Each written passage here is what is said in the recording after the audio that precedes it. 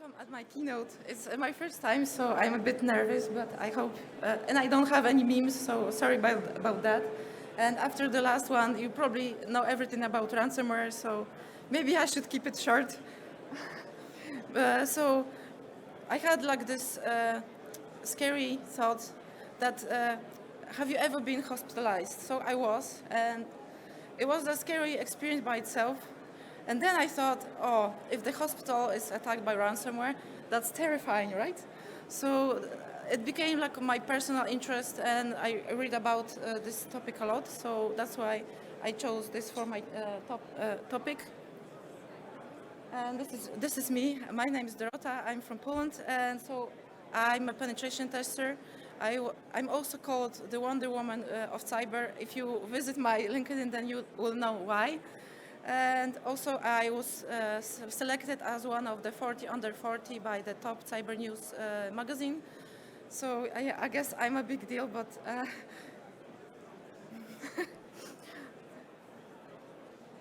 so I have this cool. That's my only picture here. It's not a meme. I'm sorry. So the healthcare industry has experienced a significant rise in both the quantity and level of sophistication of cyber attacks. Medical facilities have become prime targets for hackers due to the potential devastating consequences and the belief that healthcare organizations are more likely to pay ransom. These attacks have surged in recent years, taking the advantage of long-standing security weaknesses within the industry. One contributing factor to the increased vulnerability of healthcare organizations is the expansion of their attack surface. The adoption of electronic health records, wireless medical devices, telemedicine, and remote work has significantly expanded the potential entry points of cyber attackers. Remote desktop protocols and remote access VPNs have become common targets for hackers, with ransomware attacks increasingly targeting RDPs. Additionally, vulnerabilities in Citrix IDC controllers and Pulse Connect Secure has been exploited to gain access to hospital networks.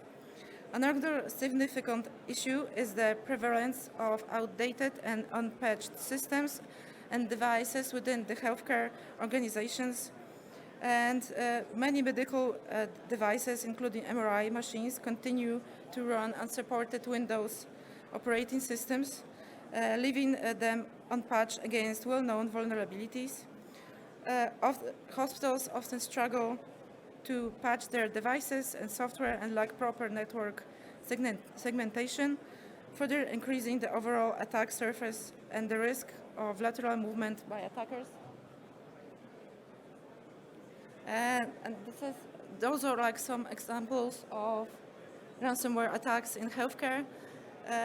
Just to look at something, and meanwhile I'll be talking about something else, but those are like examples that are like pretty notable, and few of those had fatalities, like people died because of the healthcare couldn't provide help for them or proper care. So hospitals have been frequent target for cyber criminals, particularly ransomware attacks, because the need of access health records and computer systems creates urgency that increases the likelihood that victims will pay their extortionists. Hospitals cannot afford downtime, which means they may be more likely to pay and quickly with minimal negotiation to restore their services, and that makes them like the prime target. And yeah. So this is a slide about the evolution within the years. So healthcare has long been a target of cyber criminals due to valuable personal and financial data. However, the shift to more aggressive and destructive tactics, pulling an incredible burden on the critical service sector. In addition to traditional ransomware encryption, attackers have introduced techniques as double extortion and triple extortion. And double extortion involves exfiltrating files in addition to encrypting them. adding another layer of pressure on victims to pay the ransom. And the triple extortion attacks may include additional threats to critical operations, such as distributed denial of service, DDoS attacks.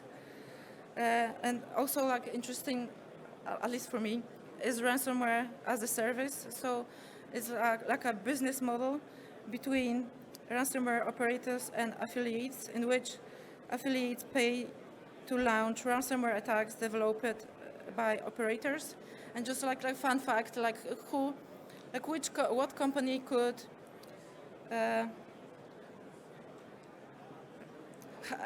you have MFA, right? Multi-factor authentication, and you have to launch it in your company. So which company could do it in one day?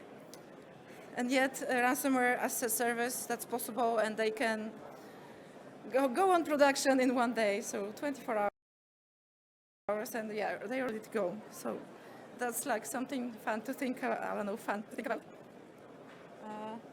And the newest trends, the rise of generative artificial intelligence AI tools has further complicated the cybersecurity landscape.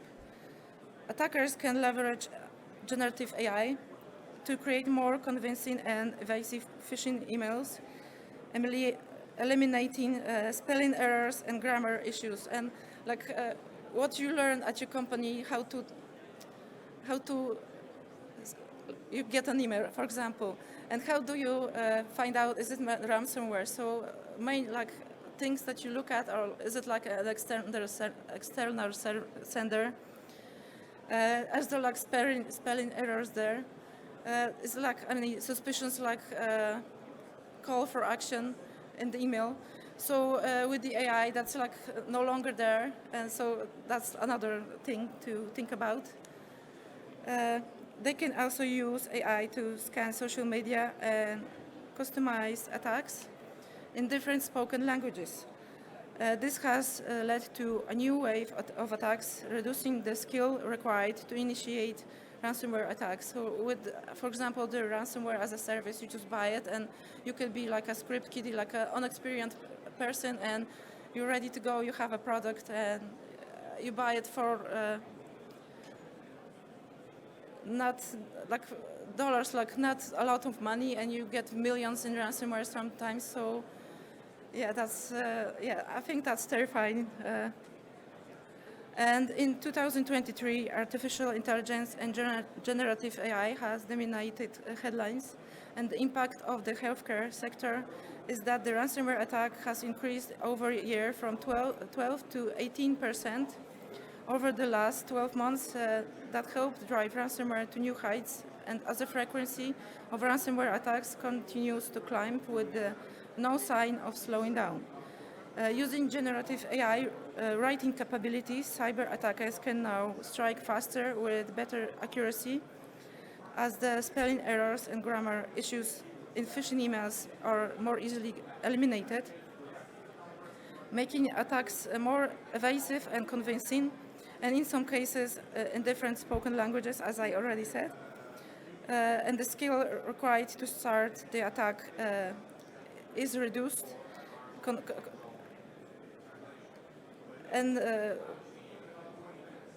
It was observed that attackers go after backup systems, especially if they are hosted in the same domain as and run as a virtual system.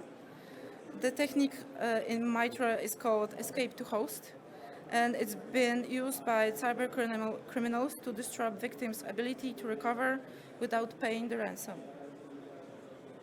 But we have some changes here.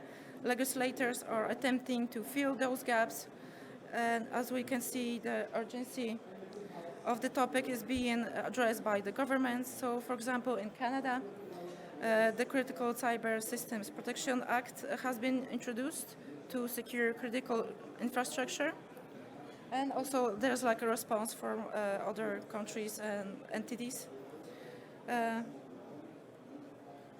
So what are the best practices? To prevent and mitigate ransomware attacks, healthcare organizations should prioritize several best practices and regular backups of critical information and systems are crucial. Backups should be tested regularly and stored securely disconnected from the main network. Applying the principle of least privilege to the whole system, conducting regular scans with antivirus, anti-malware programs, and blocking inbound connections from Tor can also enhance its security. Mitigation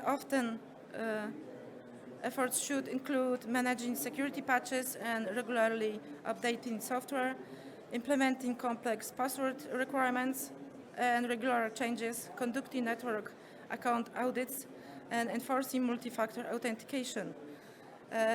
Educating employees in cybersecurity best practices through phishing tests and implementing network segmentation are also recommended. So I want to talk like a side note about multi-factor authentication.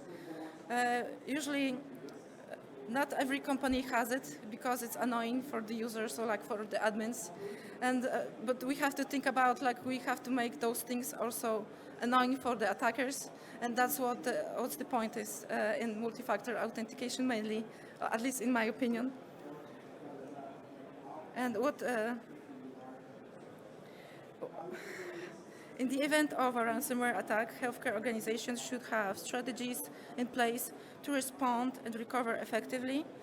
This includes segmenting and isolating backup systems, using separate user stores with limited social network presence, implementing stronger multi-factor authentication mechanism, and using encryption for storage, protecting backup policies and documentation, as well as keeping them in alternative forms, like printed and physically distributed versions, can prevent attackers from using them against the victims. The decisions to isolate affected systems and shut down network connections must be carefully weighed against the impact of critical medical services and patient care. Implementing security incident response and business continuity plans, responding incidents to reporting incidents to law enforcement, and consulting for possible decryptors are essential steps in responding to and recovering from ransomware attacks. So why is having a plan like that important? Because if something happens, you are prepared to go through the plan. And yeah, it's like no stress, they're no-brainer, actually. So while uptime is essential for any modern businesses, it is essentially critical for hospitals as they rely heavily on digital technologies to operate safely and effectively. Any distribution in these services will impact patient care and may put lives at risk. This further complicates incident response and remediation efforts. The decision to take systems offline and isolate the threat and prevent lateral spread must be weighted against the broader impact. This will have a critical medical service. This will have a critical impact on medical services and the needs of patients. And cyber threats to healthcare won't slow down. Hospitals need to take more aggressive actions to fortify themselves against those attacks and need to create their investment in cybersecurity. It is crucial for healthcare organizations to recognize that taking aggressive action to fortify cybersecurity defenses and increasing investments in cybersecurity infrastructure are necessary to protect patient care and ensure business continuity. So, in conclusion, the rise of cyber attacks in the healthcare industry poses significant challenges, and healthcare organizations must address long-standing security shortcomings, expand their defense mechanism, and invest in robust cybersecurity measures to prevent, mitigate, and respond effectively to ransomware attacks. By prioritizing cybersecurity and implementing comprehensive strategies, healthcare organizations can safeguard patient care and ensure the continuity of critical services. Thank you. Thank you.